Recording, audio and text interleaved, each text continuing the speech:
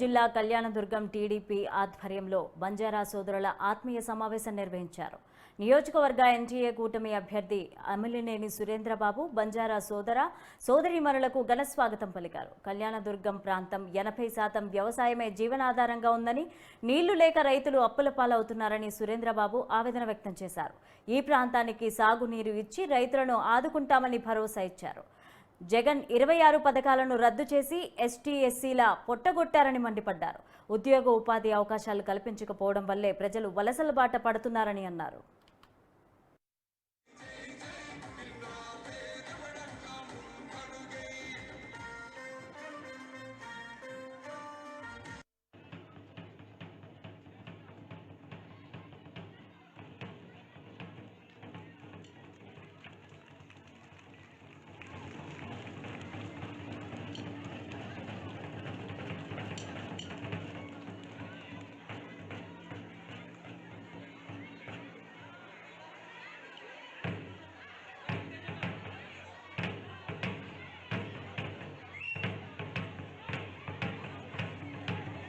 దండాలుగా రావడం, మన తెలుగుదేశం పార్టీకి మద్దతు తెలపడం, ఏదైతే మేము పోటీ చేస్తున్నామో ఎమ్మెల్యే అభ్యర్థిగా నేను, మరి ఎంపీ అభ్యర్థిగా మన లక్ష్మణ్ గారు ఇద్దరిని కూడా వాళ్ళు ఒకటే చెప్పారు, మేము ఇద్దరిని కూడా అత్యధిక మెజార్టీతో గెలిపిస్తాం. చంద్రబాబు నాయుడు గారి పైన ఉన్న నమ్మకం, విశ్వాసం మమ్మల్ని ఇంత దూరం తీసుకొచ్చింది.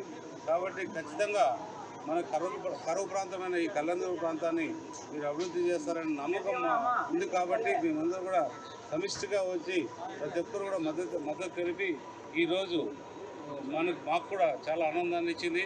ఎందుకంటే ఇంతమంది బంజారాలు వచ్చి చాలామంది పెద్దవాళ్ళు కూడా వయసులో 60-70 ఏళ్ళు వాళ్ళు కూడా రావడం, మద్దతు తెలపడం నిజంగా ఆనందించాల్సిన విషయం. కాబట్టి రాబోయే కాలంలో మన జూన్ 4-5 తారీఖులో ఖచ్చితంగా చంద్రబాబు నాయుడు గారు ముఖ్యమంత్రి కావడం ఖాయం. అదే దాంట్లో నేను ఎమ్మెల్యేగా మరియు అంబికా లక్ష్మణ్ గారు ఎంపీగా కూడా ఇద్దరు ఎన్నిక కావడం ఖాయంగా ఉంది. కాబట్టి ప్రజలందరూ సహకరిస్తున్నారు. ప్రజలందరూ కూడా ఒకటే కోరుకుంటున్నారు, అభివృద్ధిని కోరుకుంటున్నారు. ఆ అభివృద్ధిని